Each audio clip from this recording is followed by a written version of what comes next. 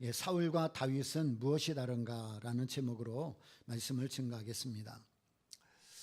오늘 본문에 보면 이제 사울이 블레셋과의 전쟁을 앞두고 준비하는 가운데 블레셋에 비하여 모든 것이 부족하고 수도 적고 그리고 어찌할 바를 몰라서 굉장히 어려움을 당하고 있는 모습을 보여줍니다.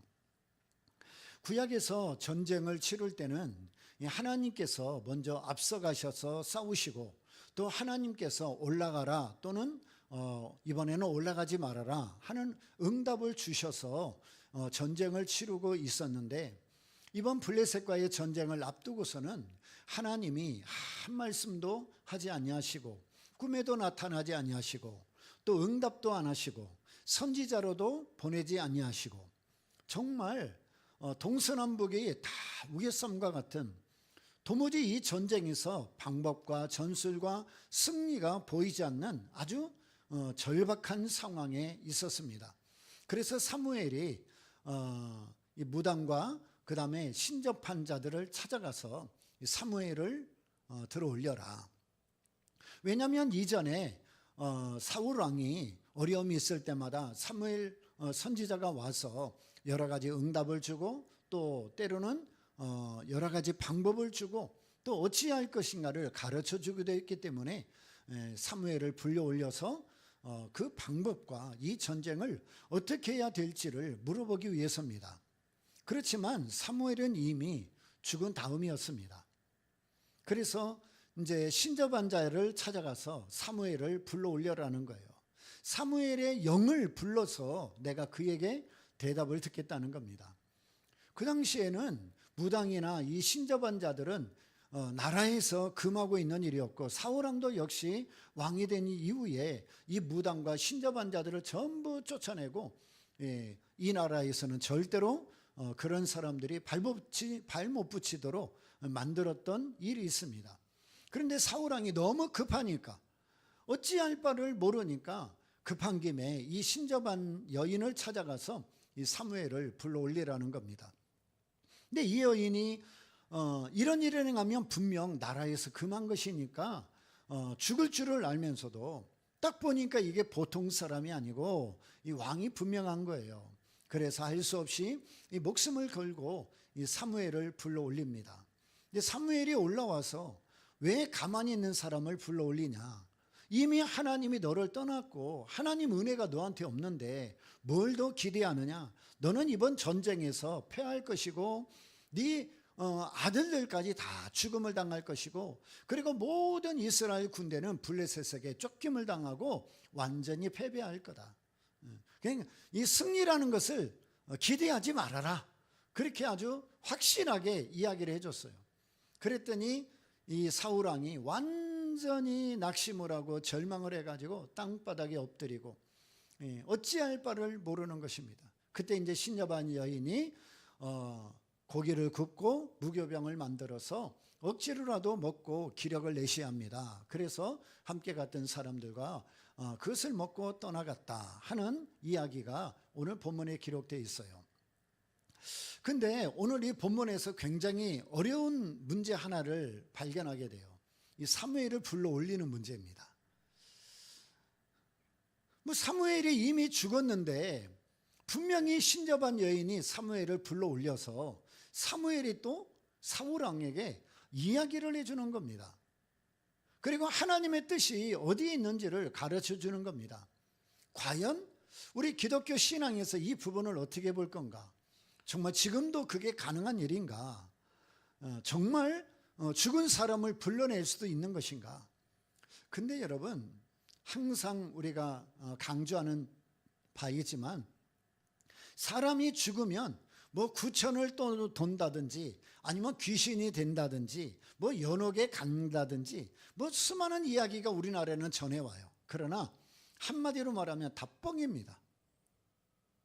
구천에 떠돈다든지 뭐 귀신이 된다든지 아니면 뭐 연옥에 간다든지 뭐 이런저런 이야기들로 인해서 굉장히 사람들로 하여금 죽음을 두려워하게 하고, 그리고 이 천국과 지옥에 대한 오해를 만들어내는 경우가 참 많아요. 그러면 오늘 이 사무엘은 도대체 어떻게 올라온 것이냐? 이게 굉장히 좀 난해한 부분이지만 그런 모든 주석 그리고 신학자들의 공통적 의견은 뭐냐면, 여러분 욥기에 가면 사단이 하나님의 허락을 받고 내려와서 욥의 가정에 대하여 엄청난 재난을 일으키지 않습니까? 자녀들도 모두 죽이고 그리고 재산 다 불태우고 마지막에는 욥까지 악창이 들게 해가지고 얼마나 고통스럽게 해요. 근데 사단이 아무리 욥과 그 가정을 해하고 어려움을 준다 하여도 이 사단이 마음대로 하는 게 아닙니다. 분명히 하나님의 허락하에, 그것도 하나의 조건이죠. 욥의 생명은 건드리지 말아라. 그러니까 하나님께서 이 사탄에게 허락하셔서 욥에게 가가지고 그 일들을 한 것은 하나님께서 명예를 걸고 하나님의 이름, 하나님의 영광이라는 그 명예를 걸고, 자, 내가 이 욥은 보장할 테니까 네가 얼마든지 해봐라. 생명만 건드리지 말고 네가 원하는 대로 해봐라. 네가 아무리 재산을 빼앗고 자녀를 죽이고 그리고 이 욥을 네가 그렇게 공격한다 할지라도 내 종 욥은 절대로 네가 원하는 대로 되지 않을 거다. 내가 보증한다. 하나님께서 보증을 하고 사탄에게 허락하에 그 다음에 이 욥에게 고난을 준 거예요. 사단이 아무리 길을 쓰고 해도 절대 하나님 허락하에 있다는 것을 뛰어넘을 수는 없는 겁니다. 마찬가지로 오늘 이 부분도 이 신접한 여인이 사무엘을 불러 올렸다고 되어 있지만, 그래서 사무엘의 모습이 나타나 사울 왕에게 되어질 일에 관하여 이야기를 했지만, 이 욥기와 연결을 해 본다면 하나님이 진짜 사무엘의 영이 올라온 것이 아니고 하나님께서 허락하에 악한 영이 사무엘의 모습으로 둔갑해 가지고 사무엘의 목소리로 사무엘이 가르치는 것처럼 한 것이다. 그렇게 대부분 공통적으로 해석을 해요.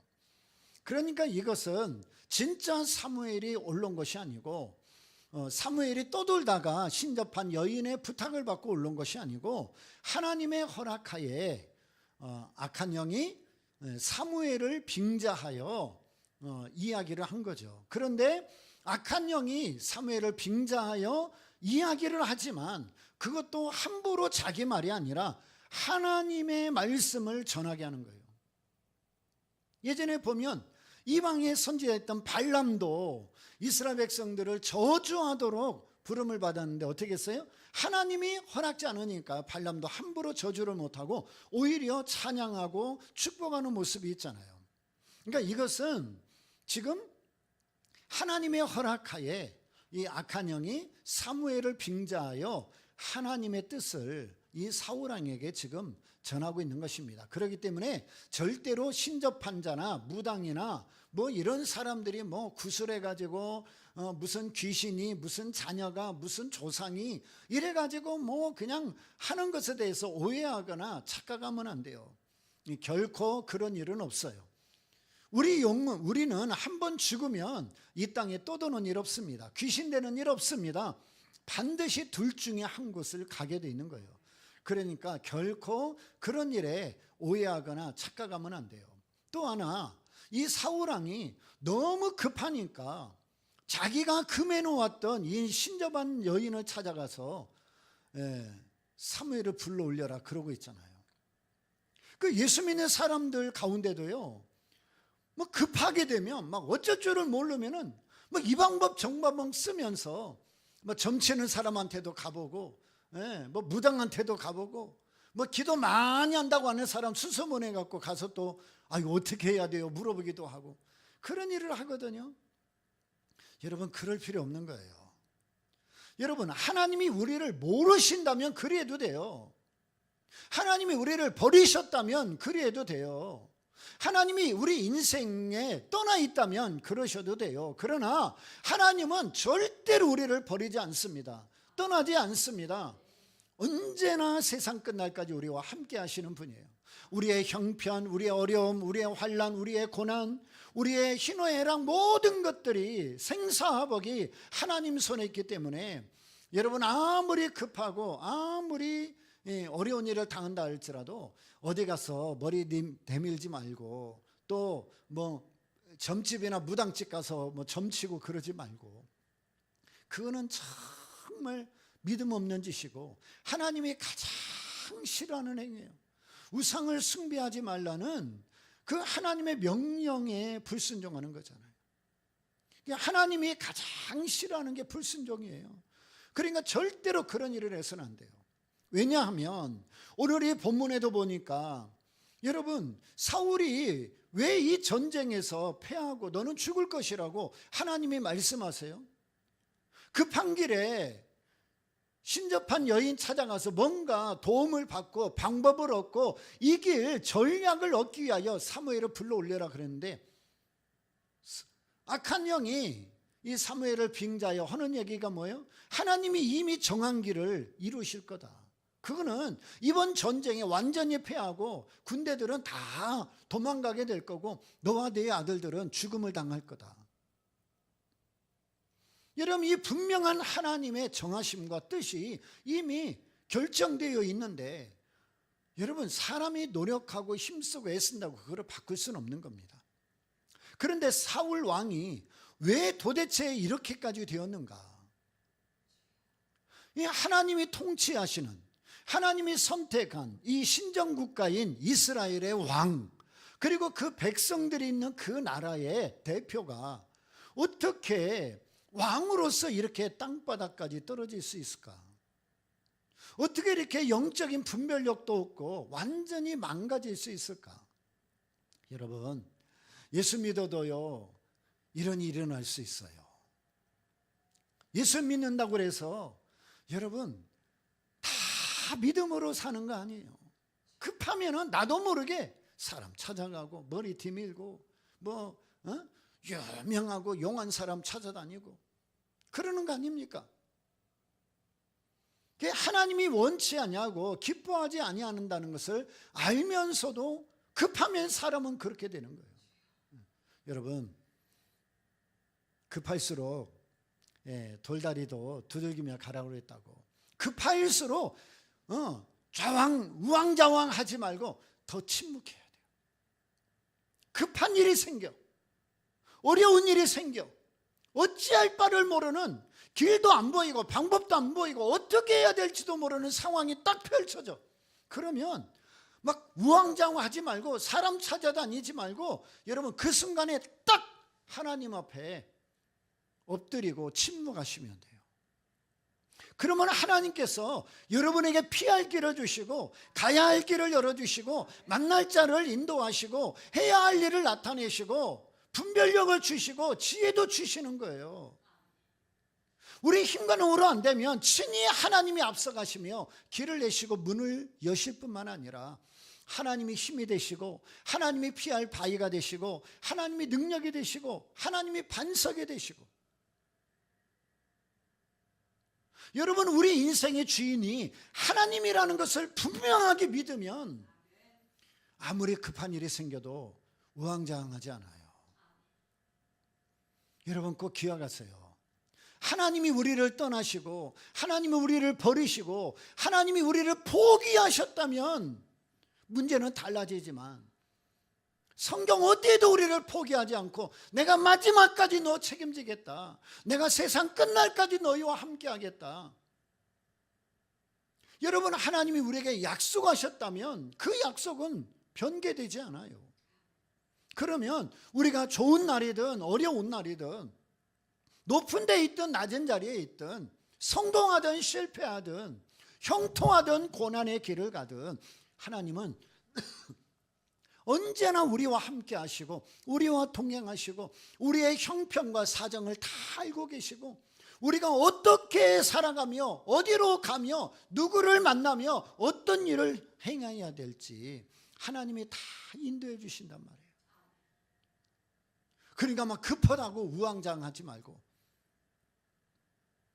그럴수록 더 하나님 앞에 무릎을 꿇고 하나님의 음성에 귀를 기울이고 여러분의 귀를 하나님에게 쫑긋 세워서 하나님의 말씀을 듣고 하나님이 어떻게 하기를 원하시는지 여러분 정말 침묵 속에서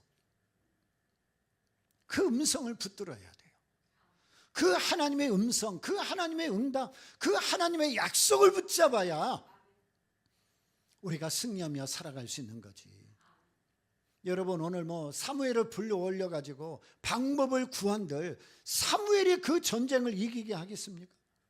사무엘이 그 전쟁을 승리하게 하겠습니까? 사무엘이 전략을 주겠습니까? 아니요. 모든 전쟁은 하나님께 속해 있는 겁니다. 자, 그러면 도대체 이 사울왕이 왜 이토록 되었을까? 왜 이토록 영적으로 분별력도 없고 지혜도 없고 영적으로 완전히 땅바닥에 떨어졌을까? 오늘 성경에 보면 분명한 이유 하나를 이야기해요. 18절에 보니까 내가 여호와의 목소리를 순종치 아니하고 그의 진노를 아말렉에게 쏟지 아니하였으므로 여호와께서 오늘날 이 일을 내게 행하셨고, 이게 사무엘상 15장에 나오는 아말렉과의 전쟁에서 하나님이 승리하게 했잖아요. 근데 생명 있는 모든 것은 다 진멸하라고 말씀하셨는데 아각 왕을 붙잡아 오고 좋은 짐승은 하나님 앞에 제사를 드리는 제물로 쓴다고 끌고 왔잖아요.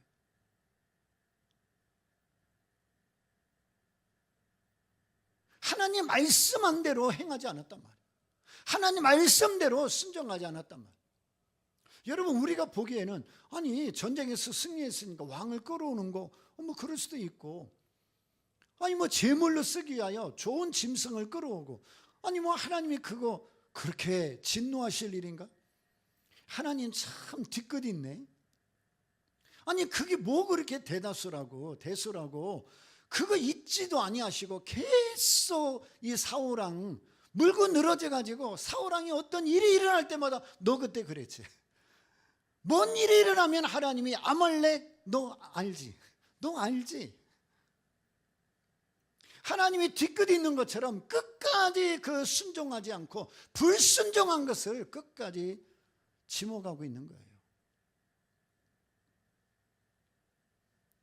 여러분 우리가 하나님 말씀에 순종 한번 않는 거, 믿음으로 살지 않는 거, 하나님 뜻대로 살지 않는 거, 우리가 연약하니까 우리가 어떻게 완벽하게 하나님 뜻대로 살아, 그러면서 지금까지 지내온 적이 한두 번이 아니지 않습니까? 아니 어쩌면 하나님 뜻대로 살기보다는 내 뜻대로 사는 게 더 많았고요, 하나님께 순종하기보다는 내가 원하는 대로 살아왔던 적이 더 많잖아요. 그러고 보면 우리 인생은 이 사울왕에 비해서는 지금 엄청난 은혜와 축복 속에 살고 있는 거예요. 이 사울왕은 아말렉과의 전쟁에서 순종하지 않은 그 하나의 사건 때문에 일평생 동안 하나님으로부터 은혜를 받지 못했어요. 하나님이 사울을 떠나버리니까 은혜가 있는 것이 아니라 악신이 들어오잖아요. 하나님 은혜로 살아가야 되는데, 하나님의 돌보심 속에 살아가야 되는데, 하나님의 보호 속에 살아가야 되는데, 하나님의 축복 속에 살아가야 되는데, 여러분 그 불순종 하나가 결국은 모든 축복과 은혜의 문을 닫아버린 거예요. 그러니 하나님 은혜가 없으니 어떻게 해요?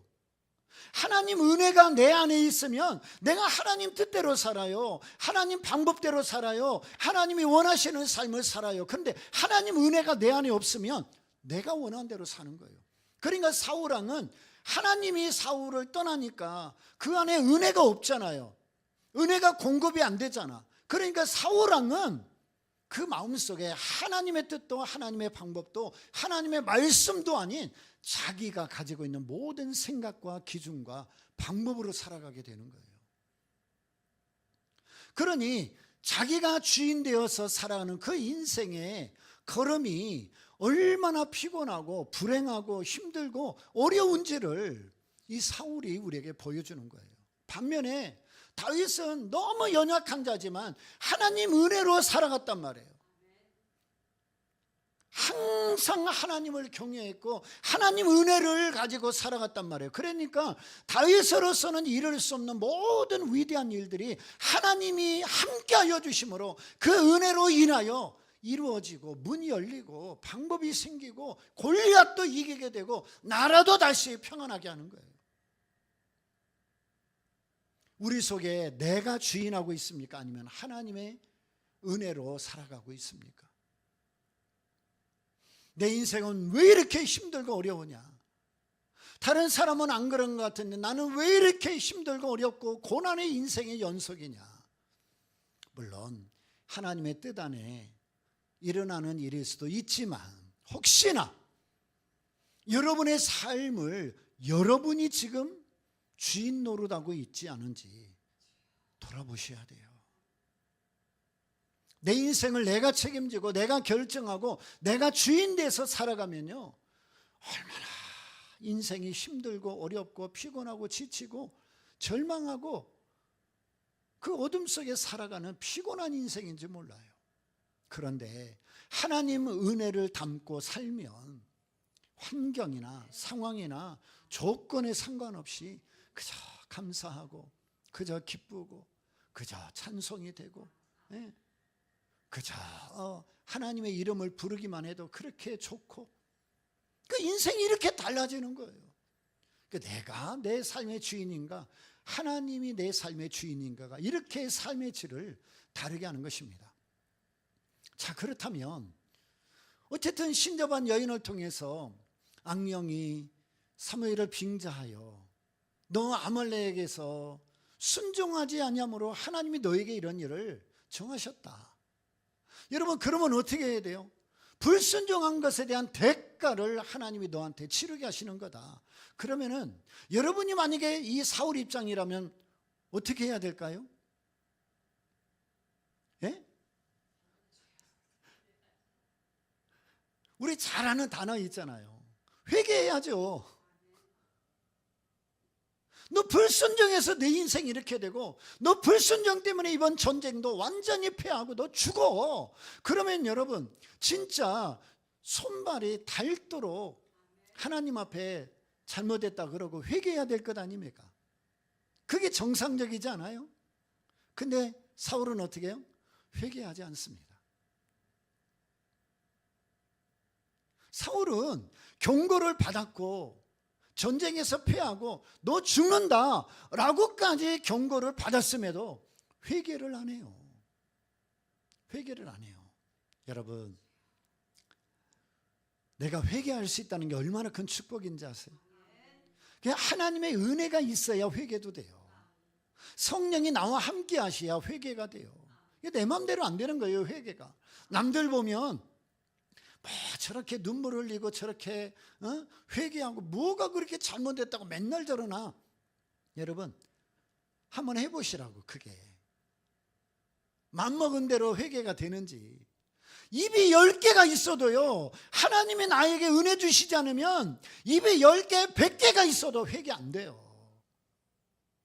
마음이 강팍한데 어떻게 회개가 돼? 나밖에 모르는데 어떻게 회개가 돼? 하나님이 내 안에 없는데 어떻게 회개가 되냐고. 입이 10개, 100개여도요, 하나님이 나에게 은혜 주지 않으시면 회개할 수 없는 거예요. 오늘 사울 왕이 왜 회개를 못해요? 하나님 은혜가 없으니까 그러는 거예요. 근데 다윗 보세요. 왕으로서 실수도 하고 쫓겨다니기도 하고 죄도 짓고 여러 가지 연약한 허물들이 있었지만 나단 선지자로부터 지목을 받고 당신이 바로 그 사람이요 그러면서 막 경고를 받을 때 다윗은 어떻게 해요? 그날이 지나가기 전에 하나님 앞에 무릎을 꿇고 침상이 접도록 하나님 앞에 회개하며 기도했다 그랬어요. 사울 왕과 다윗 왕의 모습이 뭐가 다른지 아세요? 또 한 번 강조하지만 여러분, 회개하는 자와 회개하지 못한 자의 차이예요.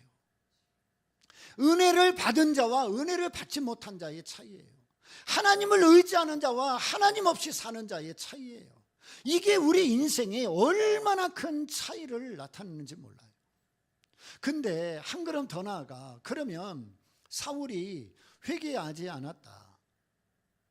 그러면 성경은 왜 사울이 회개하지 않았다고 우리에게 기록을 남겨놓을까? 사울이 회개했으면 회개했다고 썼겠죠. 근데 회개한 것이 없으니까 안 썼겠지. 근데 왜 사울은 회개하지 않았을까? 제가 추측하건대 회개하지 않는 우리에게 너희도 회개하지 않으면 사울장 난다. 그거 우리에게 깨닫게 하려고 그러지 않았나? 여러분, 1년 365일 하루 24시간 살며 여러분 얼마나 하나님 앞에 회개하며 사세요?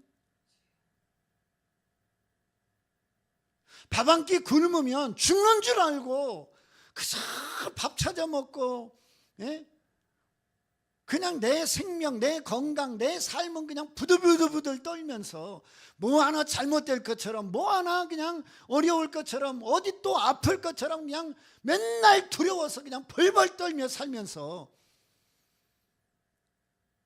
여러분, 우리가 하나님의 뜻대로 살지 못하고 순종하며 살지 못하고 하나님의 방법대로 살지 않으면서, 그리고 회개하지 않으면서 두렵고 떨림으로 살지 않는 것, 너무 대단한 인생들 아닙니까?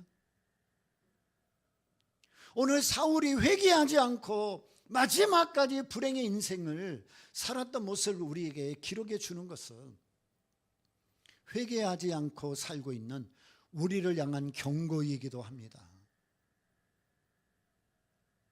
근데 또 사람들은 회개한답시고, 제가 좀 표현이 너무 과격한데, 회개한답시고 맨날 과거만 들춰.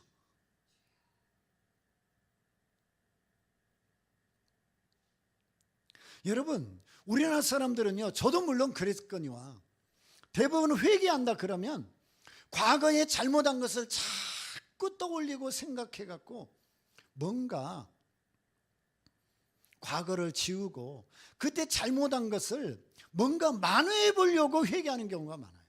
여러분 그러지 않으세요? 그러니까 회개하자 그러면 지난 과거에 내가 뭘 잘못했고 뭘 잘못했고 뭘 잘못했고 맨날 그거 떠올리고요. 그래서 회개라는 단어와 함께 그 과거에 잘못했던 거 우리 기억에서 좀 지워버리려고 회개하고, 뭔가 잘못한 거 어쨌든 좀 만회해가지고 하나님께 잘 보이고 싶어서 회개하려고 하는 경우가 참 많아요. 그러니까 회개하자 그러면 어떻게 해요? 맨날 과거만 돌아보고 그리고 맨날 눈물만 쏟고 있는 거예요. 근데 진짜 회개는 그게 아니거든요. 진짜 회개는 오늘 나를 바라보고 부족한 것이 있으면 거기에서 좌절하거나 포기하거나 그리고 머물지 아니하고 그 실패한 모습이 있으면 실패한 모습대로, 연약한 모습이 있으면 연약한 모습대로, 혹시나 불순종했으면 불순종한 모습대로 그냥 그 자리에서 하나님 앞에 그냥 나오는 거예요. 그리고 내일을 준비하는 거예요. 그래서 회개라는 것은 과거만 자꾸 끄집어내서 뭔가 만회하고 기억을 없애려고 그런 것이 아니라 오늘 내가 잘했든 못했든, 순종했든 불순종했든, 서 있든 넘어져 있든, 여러분 그냥 내 모습 그대로 하나님 앞에 나와서, 하나님 제가 오늘 이랬습니다. 하나님 제가 오늘 순종하려고 그랬는데요, 하나님 제가 참 부끄럽게도 이러고 저러다 보니까 순종을 못했습니다. 하나님 너무 죄송해요. 내가 이번에는 순종하지 못했지만 내가 또 순종하는 삶을 살아보겠습니다. 정말 이 시간 이후부터는 내가 더 하나님 의지하고 하나님의 뜻이 무엇인가 분별하며 믿음으로 살아보겠습니다. 하나님, 제가 오늘 승리했어야 되는데 오늘 제가 너무 참 무지해서 제가 실패했습니다. 그때 하나님을 의지하고 하나님께 기도했어야 되는데 하나님, 제가 그거를 못해서 오늘 내가 실패하고 말았습니다. 그렇지만 하나님, 제가 여기서 머물지 않고 내가 더 하나님께 기도하고 또 하나님에게 지혜를 구하면서 내가 승리의 삶을 살아보겠습니다. 여러분, 이게 회개예요. 그러니까 회개라는 것은 눈물 콧물 짜는 것으로만 끝나는 것이 아니라 여러분, 하나님을 더 의지하게 되고 하나님께 더 기도하게 되고 하나님 앞에 기쁨을 회복하게 되고 하나님 앞에 찬양하게 되고 하나님 앞에 감사할 일이 많아지게 되는 거예요. 그러니까 회개라는 것은 오늘 나의 모습을 그대로 하나님 앞에 나와서 부족하면 부족한 대로, 잘했으면 잘한 대로 하나님 앞에 아뢰고, 부족했으면 더 하나님 의지하겠습니다. 승리했으면 하나님 계속 승리하며 살겠습니다. 그러면서 내일을 준비해 가는 거예요. 그게 회개인 거예요. 그러니까 우리 회개가 자꾸 과거에 머물고 눈물 콧물에만 머물지 말고 이제는 예수님 앞에 여러분 있는 모습 그대로 다 가지고 와서 그냥 내 모습 그대로 다 내어놓고, 예수님은 우리를 정죄하지 않잖아요. 예수님은 우리에게 너 죄인이라고 말하지 않잖아요. 예수님은 우리에게 너 왜 실패했냐, 너 왜 불순종했냐 그러면서 책망하지 않잖아요. 그저 껴안아 주시고 다시 회복시켜 주시고 다시 시작하도록 도와주시는 분이 우리 주님이시잖아요. 그게 회개의 진정한 의미인 겁니다.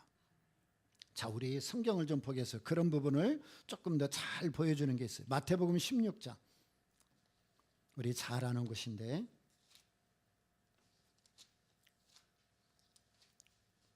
마태복음 16장 21절로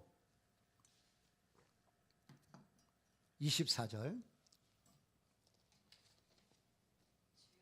마태복음 16장 21절로 24절.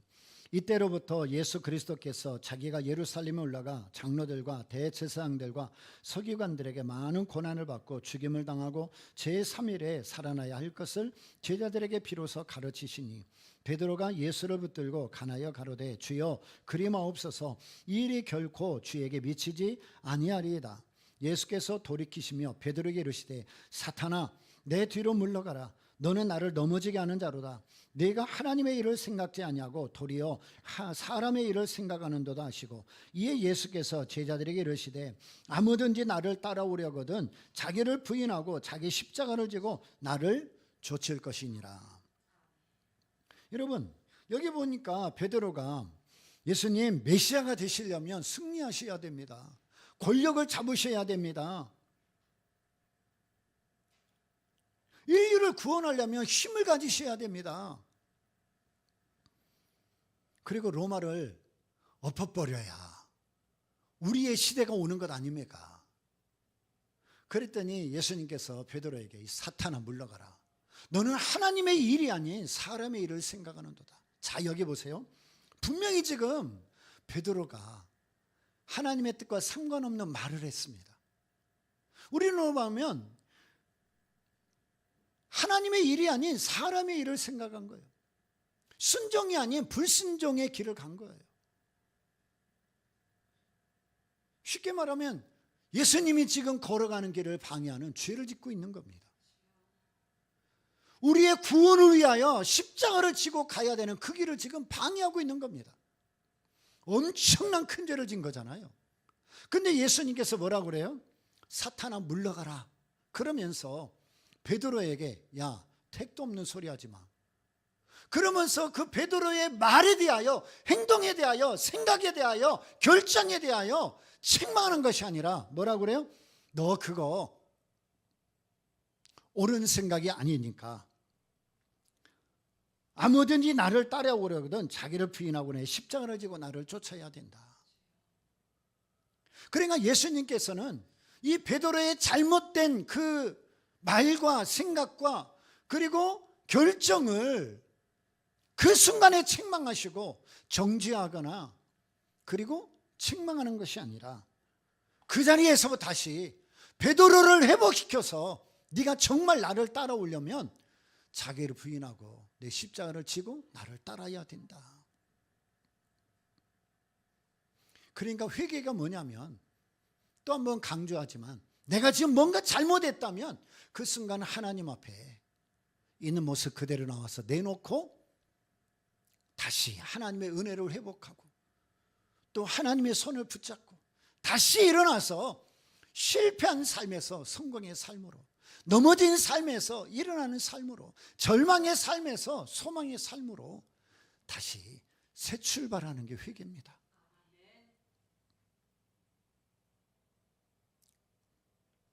예수님께서 우리를 정죄하지 않고 우리를 포기하지 않고 그리고 우리를 떠나지 않기 위하여 직접 우리의 연약한 모든 죄를 짊어지시고 십자가에 죽으심으로, 그래서 로마서 4장 25절에 보면 예수님은 우리의 범죄함을 위하여 내어줌이 되고 우리를 의롭다 하기 위하여 다시 살아나셨느니라. 그러니까 예수님이 죽으심으로 우리 죄를 용서하시고 부활하심으로 우리에게 의롭다함을 주신 것처럼, 여러분, 예수님의 십자가의 죽으심으로 우리의 모든 죄가 사하여졌고 예수님의 부활하심으로 우리에게 새로운 기회, 새로운 출발, 그리고 새로운 변화된 삶을 허락해 주시는 겁니다. 십자가를 지고 간다는 것은 절망하고 실패하고 후회하고 좌절할 수 있는 모든 상황에서 포기하지 않고 끝까지 신앙의 길을 가는 것, 그게 십자가를 지는 거예요.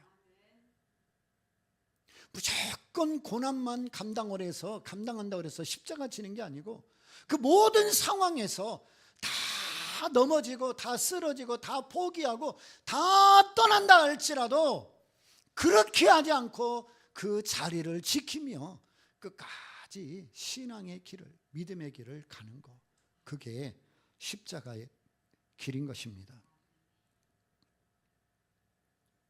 바로 사울과 다윗이 서로 다르다는 게 바로 이런 부분에서 차이가 나는 겁니다. 자, 우리 빌립보서로 한번 가보겠습니다. 빌립보서 3장 1절부터 12절, 321쪽, 빌립보서 3장 1절부터 12절. 정말로 나의 형제들아, 주 안에서 기뻐하라. 너에게 같은 말을 쓰는 것이 내게는 수고로움이 없고 너에게는 안전하니라. 개들을 삼가고 행하가는 자들을 삼가고 손 할례당을 삼가라. 하나님의 성령으로 봉사하며 그리스도 예수로 자랑하고 육체를 신뢰하지 아니하는 우리가 곧 할례당이라. 그러나 나도 육체를 신뢰할 만하니 만일 누구든지 다른 이가 육체를 신뢰하는 것이 있는 줄로 생각하면 나는 더욱 그러하리니, 내가 8일 만에 할례를 받고 이스라엘의 족속이요 베냐민 지파요 히브리인 중 히브리인이요 율법으로는 바리새인이요 열심으로는 교회를 핍박하고 율법의 의로는 흠이 없는 자로라. 그러나 무엇이든지 내게 유익하던 것을 내가 그리스도를 위하여 다 해로 여길 뿐더러 또한 모든 것을 해로 여기면 내 주 그리스도 예수를 아는 지식이 가장 고상함을 인함이라. 내가 그를 위하여 모든 것을 잃어버리고 배설물로 여기면 그리스도를 얻고 그 안에서 발견되려 함이니, 내가 가진 의는 율법에서는 것이 아니요 오직 그리스도를 믿음으로 말미암은 것이니 곧 믿음으로 하나님께서 난 의라. 내가 그리스도와 그 부활의 권능과 그 고난의 참여함을 알려하여 그의 죽으심을 본받아 어찌하든지 죽은 자 가운데서 부활에 이르리 하노니, 내가 이미 얻었다함도 아니요 온전히 이뤘다함도 아니요 오직 내가 그리스도 예수께 잡힌 바 된 그것을 잡으려고 쫓아가노라. 아멘. 여러분, 예수님이 우리에게 그러셨죠. 너희는 그의 나라와 그의 의를 구하라. 내일은 내일 염려하지 말고 오늘은 오늘에 족하니라. 우리가 이 세상을 살아가면서 완벽한 삶은 가질 수 없습니다. 완전한 삶도 이룰 수 없습니다. 늘 허물이 있고 연약함이 있고 실패도 있고 넘어짐도 있고 불순종도 있고 믿음이 흔들릴 때도 있고. 근데 그것 때문에 여러분이 발목 잡혀가지고 신앙의 진보를 이루고 믿음의 큰 역사를 이루고 빛 가운데 살아가야 되고 기쁨과 감사함으로 살아가야 되는데 거기에 발목 잡혀가지고 맨날 눈물 콧물만 흘리면서 살아간다면 여러분은 이 땅에 살아가는 동안 하나님의 위로와 기쁨과 감사와 찬양과 영광과 승리를 절대 경험할 수 없어요. 오늘 여러분이 어떤 형편에 있든지 어떤 상황에 있든지 어떤 조건에 있든지 그냥 우리 주님 앞에 나오세요. 그냥 주님께 다 내어놓으세요. 내가 이랬습니다. 잘했으면 잘한 대로, 못했으면 못한 대로, 열심히 했으면 열심히 한 대로, 게을렀으면 게으른 대로, 열매를 맺었으면 맺은 대로, 못 맺었으면 못 맺은 대로 그저 하나님 앞에 나와서 내 모습 이대로 주 받으옵소서. 내 모습 이대로 주 받으옵소서. 우리 주님은 우리를 책망하거나 거절하거나 포기하거나 버리지 아니하시고 이미 십자가에서 죽으심으로 이루신 모든 용서로 모든 사랑으로 우리를 감싸주시고 우리를 용서해 주십니다. 그리고 그분의 부활로 인하여 우리에게 새로운 삶을, 새로운 빛을, 새로운 피조물을, 그리고 하나님의 역사와 그 나라에 합당한 삶을 살아가도록 도와주시는 것입니다. 그렇기 때문에 여러분은 오늘로만 끝나는 인생이 아니라 내일 큰 기쁨과 즐거움과 감사와 영광과 찬송과 승리를 위해 오늘 여러분이 주님 앞에 머물면 내일은 그런 놀라운 약속과 축복들이 여러분의 인생에 펼쳐지게 되는 겁니다. 기도하겠습니다. 하나님 아버지, 우리 모두 이 땅에 사는 동안 과거만 지우고 만회하려고 하는 것이 아니라 오늘의 모습 이대로 주 받으옵소서. 연약하든 또 강하든 잘했든 못했든 주님 앞에 나와 있는 모습 그대로를 내놓고 주의 은혜를, 주의 긍휼을, 주의 사랑을, 주의 자비를 얻어서 다시 회복하고 새 힘을 얻어서 내일의 기쁨과 승리와 영광을 준비하는 우리 모두가 되게 하여 주옵소서. 예수님의 이름으로 기도드리옵나이다. 아멘.